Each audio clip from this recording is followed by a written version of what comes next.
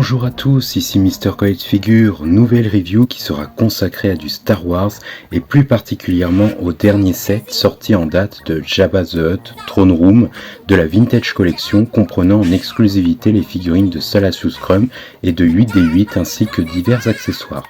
J'arrive tardivement avec l'étude de ce pack puisque souvenez-vous, j'avais fait un post explicitant l'arrivée de cette review qui n'est jusqu'à présent jamais sortie. Chose promis, chose due, c'est donc aujourd'hui que je me consacre à décortiquer en détail ce coffret. Pour la petite anecdote, je m'en suis pris un deuxième, neuf, afin d'en faire l'unboxing et permettant ainsi de garder sous blister les figurines. Tout droit sorti de chez Mania Toys Collector, que je remercie au passage, j'ai réussi à l'obtenir pour 110 € car il est actuellement disponible en boutique. D'ailleurs, si vous souhaitez vous le procurer, ne tardez pas trop car il devient vite sold out. Il est également possible de l'avoir sur Hasbro Pulse en ce moment pour 100 $, mais non en Europe contrairement à 2023 où il y était pour la somme de 109 € sur le shop français. Sur le marché secondaire de revente tel que Vinted, il cote dans les 115, 130 €, voire plus, donc plus difficile à se procurer pour un coût abordable et raisonnable entre guillemets. Datant donc de 2023, ce pack fait suite à la sortie du Boba Fett Throne Room que j'ai déjà présenté. Une pièce alors indispensable pour recréer les scènes mythiques du palais de Jabba, du retour du Jedi. Passons dès à présent au contenu, débutant avec le surcarton brun abordant le logo de Hasbro Toys d'indiquer et l'intituler avec Action Figures Star Wars Vintage Collection, le retour du Jedi, Jabba the Hutt Throne Room, avec l'éternel fabriqué en Chine. Sur les côtés et à l'arrière, nous retrouvons la même chose. Mais ce qui nous intéresse, c'est bien évidemment la boîte principale avec les différents artworks que je vous montre sans plus tarder. Sur le devant de cette magnifique boîte, nous retrouvons un visuel très nostalgique avec les codes graphiques propres à la Vintage Collection dont le fameux liseré argenté et tout ce qu'elle contient. En effet, cette prise de vue n'est pas sans rappeler le tout premier playset sorti en 1983 sous Kenner qui déjà à l'époque offrait une grande jouabilité et beaucoup de soins apportés aux détails. Jabba dans la même posture, sur son trône, fumant la pipe hookah, Salacious Crumb, Luke, Bib Fortuna, un garde gamoréen et Tessek. Seuls 8D8 et différents petits accessoires y figurent en plus. Bien sûr, il s'agit ici des versions Vintage Collection remises au goût du jour et aux multiples articulations. Cependant, inscrit en tout petit, ici, il est à noter que certaines d'entre elles ne sont pas incluses mais vendues séparément. Comme dit, c'est bien Jabba, les accessoires, Salacious Crumb et 8D8 qui sont fournis. Ici Star Wars Return of the Jedi, H4 ans et plus, les warnings, le faux petit stickers indiquant les deux exclusivités, le clin d'œil à Kenner et bien évidemment Jabba the Hutt Action Playset. De ce côté, une photo zénithale de Jabba, de l'autre un format portrait et la mise en valeur de la pipe hookah avec les redites du film en question. Sur le dessus, différentes scénettes comprenant un gros plan sur Salacious. En dessous, les licences de Disney et Hasbro d'inscrites. Et derrière, une belle mise en scène de l'ensemble justement incorporé dans le palais avec la distinction des divers éléments ainsi que les redites, dont cette fois-ci deux visibles, Star Wars The Vintage Collection. En résumé, une superbe boîte, très attractive, un packaging très cool, mettant bien en valeur le contenu que nous allons tout de suite unboxer. Allez, c'est parti.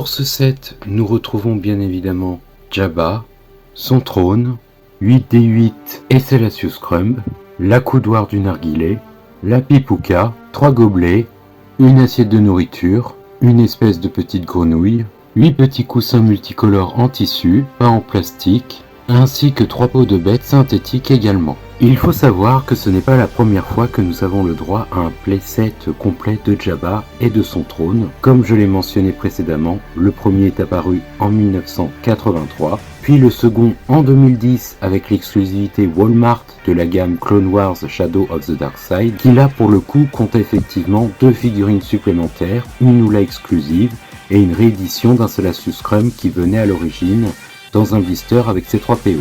Quantité d'accessoires était aussi présente avec les coussins multicolores en plastique cette fois-ci, tout comme une peau de bête rigide. La pipouka et son accoudoir étaient de nouveau inclus et bien sûr un nouveau Jabba accompagné d'un trône exclusif. C'est un parallèle que nous pourrons faire entre ces deux packs que je comparerai par la suite. Le moment est venu de détailler chaque élément séparément et nous commençons par les accessoires. Tout d'abord, les coussins en tissu, grosse nouveauté qui est bienvenue de diverses tailles et dans un aspect au toucher velcro, soit 8 en tout. Je trouve que le réalisme y est et j'apprécie beaucoup cela. Les 3 peaux de bête étant une réédition de celle du Boba Fett Throne Room, seule la couleur change dans une coloris plus fraîche marronnée. Les anciennes étaient grisâtres et si vous avez la chance de posséder le tout, il est judicieux et harmonieux de les mélanger entre elles. Tissu synthétique là encore, très doux et agréable en main. L'accoudoir, alors toute nouvelle sculpture, pas la même que les précédentes, que je vous compare de suite. Bien plus long que le vintage et pas de la même couleur. Idem pour celui du Jabba Ultra Saga de 2004, du Jabba de Clone Wars ou de celui de 2010. C'est en fait une sculpture identique à la Black Series qui était sortie en 2014-2015 et rééditée en 2023, mais dans une échelle ici 3/4. Elle est plus fidèle à ce que nous pouvons voir dans le film, bonne texture, granulée, avec la présence du détail des boutons pour jeter les victimes au rancor.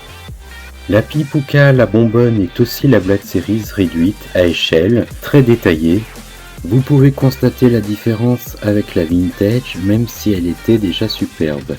Et avec celle-ci, où l'aspect paraît moins terne mais davantage brillant. Elle se scinde en 2 parties.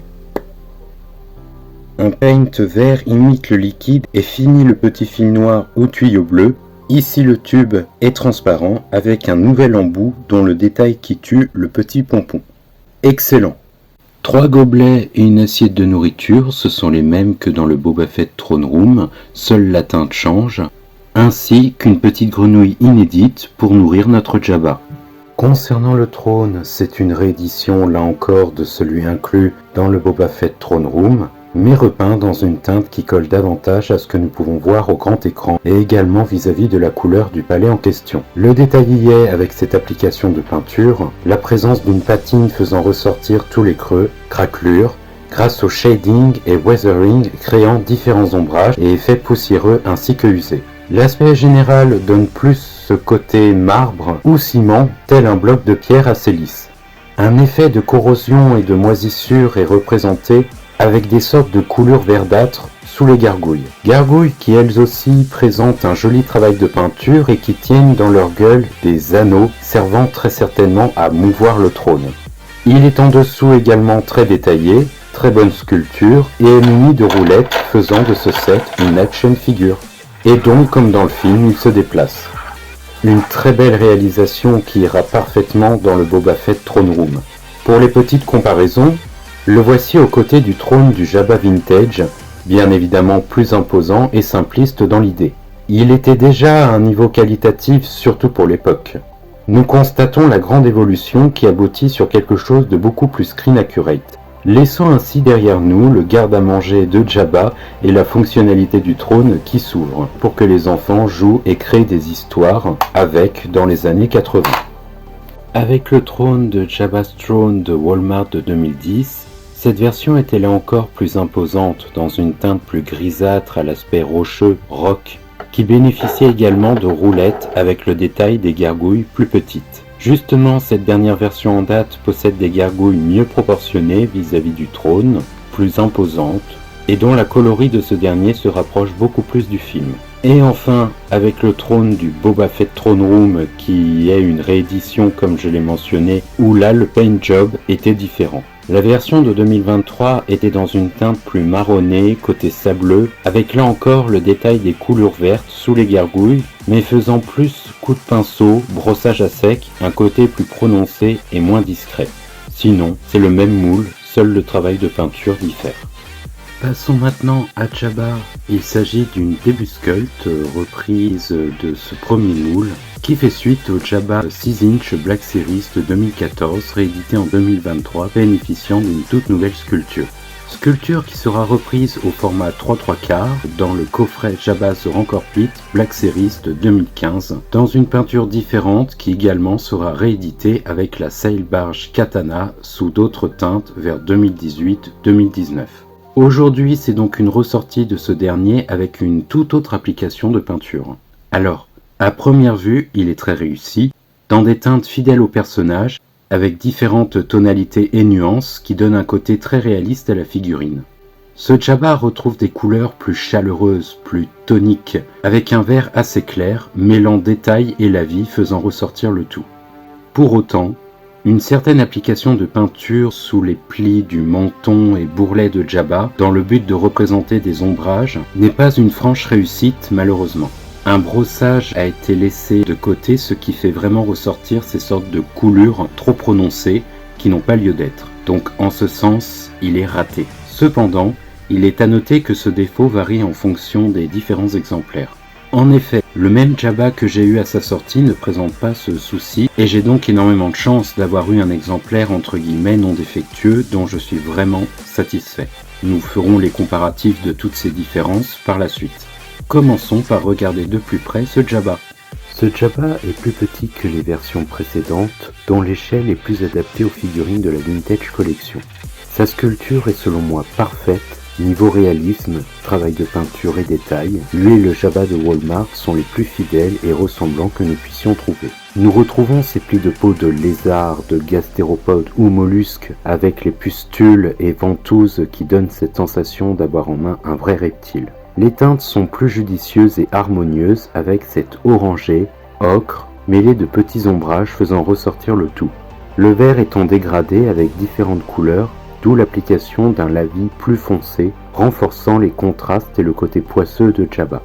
Le travail au niveau des yeux est beaucoup plus poussé qu'avant, en utilisant une technique d'impression pour davantage de précision. Du vert estompé dans les narines, un violet foncé et brillant, ainsi que l'ajout de cette application de peinture voulue entre les plis du bas du visage, qui comme je l'ai mentionné ici ne donne pas le résultat final voulu. Un défaut inhérent pour cette dernière version de Jabba. De dos, nous constatons bien l'effet suintant avec toujours ce lavis du plus bel effet. Nous retrouvons sa cicatrice et son tatouage de bandit incorporé sur l'avant-bras droit, le sigle des Hutt. Concernant les articulations, le torse pivote dans un sens. Il y a une rotation au niveau de l'épaule et un joint pour exécuter un mouvement de bas en haut. Idem pour le coude. Et enfin, des poignets articulés dans un sens et d'avant en arrière. Jabba pouvant tenir dans sa main la petite grenouille et dans l'autre son narguilé, et oui, il peut tenir un verre s'il décide de boire des coups sur la barge. Il est à noter que dessous un espace dédié habituellement aux ayants droit et authenticité du produit est vide. Comparatif avec pour commencer, le Jabba Vintage de 1983 qui était déjà sublime surtout pour l'époque. Nous constatons la nette évolution au niveau des coloris, mais le travail de sculpture était superbe malgré tout. La taille a été réajustée entre-temps pour mieux matcher avec les figurines Vintage Collection. Avec le Jabba de 1997 de l'édition spéciale étant dans une autre posture, là encore le travail de peinture du Jabba de 2023 que nous étudions aujourd'hui a été nettement amélioré par rapport à ce dernier. Le Jabba de 99 de l'épisode 1, la version du pack créature où là le sculpte est différent également, offrant un travail de peinture plus poussé que celui de 97. Rapport de taille intéressant puisque c'est le plus imposant en termes d'échelle des 3/3/4. Il est à noter que c'était la première fois qu'un Jabba bénéficiait d'un corps en caoutchouc. Avec le Jabba Globe aussi de 99, bénéficiant d'une nouvelle moulure dans cette même posture du Retour du Jedi. Moulure réutilisée pour le Jabba de 2004 de la gamme Ultra Saga. C'est à ce stade où nous commençons à avoir un Jabba très bien travaillé de l'épisode 6, fourmillant de détails, avec comme nouveauté la baffe d'ajouter et sa langue amovible, propre à cette version ainsi qu'en guise d'accessoire, quelque chose de similaire puisque fourni avec la pipe Uka et une grenouille, l'amphibien destiné à être mangé par notre Jabba. Les couleurs sont désormais fidèles au film, rendant justice au Jabba du Retour du Jedi. Seul le trône et les coussins peau de bête, voire un Salacious, n'étaient pas présents. Je passe directement au Jabba de 2010, faisant l'impasse de la version de Clone Wars, série animée au style graphique unique de 2009. Ne l'ayant malheureusement pas, et sachant que je me cantonne aux représentations de ce dernier du film, je fais ce bond dans le temps pour différencier notre Jabba du jour à celui-ci puisqu'il s'agit d'une toute nouvelle sculpture qui en fait le Jabba le Hutt ultime accompagné d'énormément d'accessoires, tels que là aussi son trône, une Oula et un Salacious Crumb inédit, la Pipuka, des coussins multicolores et une peau de bête en plastique. La particularité est que son corps est dans un plastique souple et mou, arborant un fil de fer pour positionner la queue de diverses manières. Le Jabba dont je fais la review, lui, est dans un plastique rigide avec une queue non amovible. Avec le Jabba Black Series 6 inch de 2014-2015, ressorti en 2023, un tout nouveau Jabba au sculpte retravaillé qui est une base dont va se servir Hasbro pour la réduire et donc obtenir le Jabba du jour. Sachant qu'entre-temps, il était déjà sorti dans ce format et compris dans le pack The Rancor Pit Black Series 3/4 de 2015 que j'ai pu obtenir séparément. Observez les différences de peinture, cette version est plus claire et dont l'aspect peut faire davantage jouet, mais malgré tout très correcte et parfaite pour les collectionneurs qui souhaitent avoir un beau Jabba. C'est une vision différente, tout comme le Jabba suivant qui accompagne la barge de 2019. Ici, c'est l'inverse. La teinte est plus foncée avec des lignes très marquées pour les pupilles des yeux. Très bien réalisé également, mais dans un autre esprit que celui-là. Et enfin, petit bonus, je le compare à un exemplaire que j'ai eu précédemment. C'est la même figurine de la même année, mais sans le défaut de peinture au niveau du visage. C'est cependant et malheureusement aléatoire pour pouvoir en avoir un parfait. Je vous le recommanderais quoi qu'il arrive en fin de vidéo, mais sachez qu'il est impossible de savoir à l'avance comment sera le vôtre, en tout cas neuf et scellé, car après des visuels du produit sont sûrement possibles. Comme vous l'aurez compris, ce pack de Jabba est fourni avec deux figurines exclusives. Salacious B Crumb et 8D8. Commençons par Salacious Crumb. Le voici sous blister, une carte ainsi qu'une bulle beaucoup plus petite qu'une vintage collection classique. Nous le constatons en le comparant à celle de 8D8. Il présente un très joli visuel du personnage, la même photo reprise et retouchée d'une version qui était sortie dans un coffret Death Star exclusif au SDCC, San Diego Comic Con International de Hasbro en 2011. Celle de la figurine qui était présente dans une boîte comprenant ce dernier ainsi que C3PO, dont la pièce de monnaie du 30e anniversaire de 2007. Autre sculpture de notre petit coquin, réutilisée dans le pack Jabba's Throne de Walmart. Ce Salacious que nous étudions aujourd'hui offre un tout nouveau moule initialement apparu dans la ligne Black Series, à l'échelle 6 inch du coffret de luxe de Jabba en 2014-2015, ressorti en 2023, étant muni de pas mal d'articulations. Nous avons donc les redites faisant allusion au film en question, puis la numérotation VC66A, telle qu'à l'époque, un clin d'œil très bienvenu, Disney, Hasbro, ainsi que tout un tas d'inscriptions diverses et variées. Comme j'ai pu vous le mentionner, j'ai donc cette figurine en doublon, ce qui va me permettre de laisser celle-ci en blister, scellée et vous montrer plus en détail l'autre.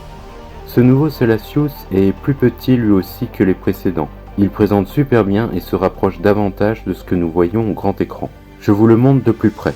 Admirez cette petite bouille et ses proportions plus adaptées à la gamme Vintage Collection. Il est dans un plastique très souple et flexible, ce qui est judicieux pour éviter la casse. Je le trouve magnifique. Concernant les articulations, il a sa tête qui pivote à 360 degrés, idem au niveau du bassin, même chose pour ses bras à l'épaule, et tout comme ses jambes lui permettant de s'asseoir en tailleur sur le trône, et sa queue qui tourne dans un sens. Petit comparatif avec le tout premier Salacious Crumb sorti, le Vintage accompagnant le Jabba Vintage Playset. Il était très bien pour l'époque, mais sans articulation et ni à l'échelle de ce qu'il se fait maintenant. En effet, il y a eu une grande évolution depuis. il n'en reste pas moins pour autant de son charme et de la nostalgie qu'il dégage. Vient ensuite celui sorti sous la gamme Power of the Force de Kenner et qui accompagnait la première Oola de la même série en 1998. Je ne l'ai pas encore mais vous le montre quand même car cette version était en un seul bloc et statique. Seconde celui du 30e anniversaire avec C3PO de 2007-2008 qui est repris dans le pack de Jabba's Throne de Walmart en 2010 comme je vous l'ai déjà mentionné étant justement celui-ci. Très belle sculpture et avec de bonnes articulations également, mais force est de constater que ce nouveau Salacious est encore plus à l'échelle et ressemblant que cette dernière version, qui pourrait presque faire cartoon dans un sens, même s'il reste très fidèle au film. Voici venu le temps des rires et des chants, surtout des rires d'ailleurs avec notre énergumène, puisque je vous fais la distinction entre celui-là, Black Series mais 6 inch, de 2014-2015 et notre figurine du jour. Ce sont les mêmes mais de grandeurs différentes. Et enfin, avec la ressortie du Black Series de 2023 bénéficiant de nouvelles articulations au niveau des genoux, pouvant alors se tenir debout. Ça, c'était pour le bouffon comique de Jabba le Hutt. Enchaînons avec 8D8. 8D8, figurine inédite du personnage que nous pourrons voir dans le Retour du Jedi et la série The Book of Boba Fett. Il s'agit d'une nouvelle mouture de ce dernier, puisqu'en comparaison nous avions le vintage de 1983, déjà beau pour l'époque, mais très sommaire. Le 8D8 de Power of the Force de 1998, accompagné de son instrument de torture, le droid Branding Davis, déjà plus détaillé, plus approchant du film, ainsi que cette exclusivité de son accessoire. Les articulations jusque-là quant à elles restent très simples, soit il me semble 5 points d'articulation. Le blister reprend un beau visuel du personnage, toujours cet effet vintage, Return of the Jedi. Il présente très bien dans sa bulle avec le fond bleu derrière qui tranche et fait vraiment bien ressortir la figurine je trouve. Il porte le numéro VC325, une petite bio est inscrite, à l'époque de l'Empire, le droïde fondeur dégingandé 8D8 a aidé EV9D9 à terroriser les droïdes de Jabba le Hutt. Et l'on retrouve bien évidemment Disney et Hasbro. Regardons-le maintenant de plus près. Le sculpte est mieux proportionné avec cette ligne longitudinale emblématique de 8D8. Sa tête est moins large, les yeux jaunes donnent vraiment cet effet lumineux et les coloris sont très représentatifs de ce que nous pouvons voir dans le film. Au niveau des articulations, j'en ai compté 8. Ironique pour 8D8, n'est-ce pas ? En effet, sa tête pivote tout comme son torse, ses épaules, ses jambes et également les pieds, chevillent dans un sens. Malheureusement, il est dommage de ne pas avoir de coude articulé rendant la figurine assez statique. Les positions pour l'exposition seront limitées à la hauteur de ce qu'il peut donner en mouvement. Surtout que d'autres figurines, et même sous Hasbro, ont des bras également fins, mais bénéficient quand même d'articulation. Donc ce choix est sûrement un parti pris, mais dommage quand même. Après, cela n'enlève en rien à la beauté de la figurine, et c'est à ce jour le 8D8 le plus fidèle et screen accurate. Sa présence dans ce pack est selon moi pour compléter le Boba Fett Throne Room, donc faisant allusion à la série. Hasbro s'est dit qu'il pouvait sortir un nouveau Jabba et Throne pour pouvoir l'installer à l'intérieur. Il en a profité pour incorporer 8D8, ce qui finalement paraît logique et fait sens. Cependant, pour vous le procurer indépendamment du set, cela est très compliqué. Et ou sur le marché secondaire, éventuellement, vous pouvez le trouver mais à des prix élevés. Pour ceux n'ayant pas la chance de l'avoir, j'ose espérer que Hasbro le rééditera séparément dans l'avenir. Pour revenir au trône, il peut bien évidemment rentrer dans le palais. En conclusion, je dirais que ce set est incroyablement bien réalisé. Une belle mise à jour qui offre beaucoup de jouabilité et possibilités d'exposition. Tout y est, un très bel ensemble de superbes figurines et offrant énormément d'accessoires.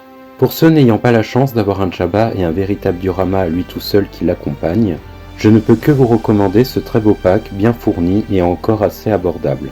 Ne tardez pas trop car il augmente très rapidement en valeur et s'il ne devient disponible que sur eBay, vous aurez affaire à des prix exorbitants. C'est sur ce que je vais vous quitter et achever cette revue complète. Et comme dirait Jabba, oui, effectivement, abonnez-vous à ma chaîne, cela permet de me soutenir, tout comme les likes sur la vidéo. Activez les notifications pour ne rien manquer de ce qui est à venir et n'hésitez pas à venir me donner votre avis en commentaire afin que l'on discute entre collectionneurs. Je vous laisse donc sur ces belles photos de mise en situation. Allez, salut tout le monde!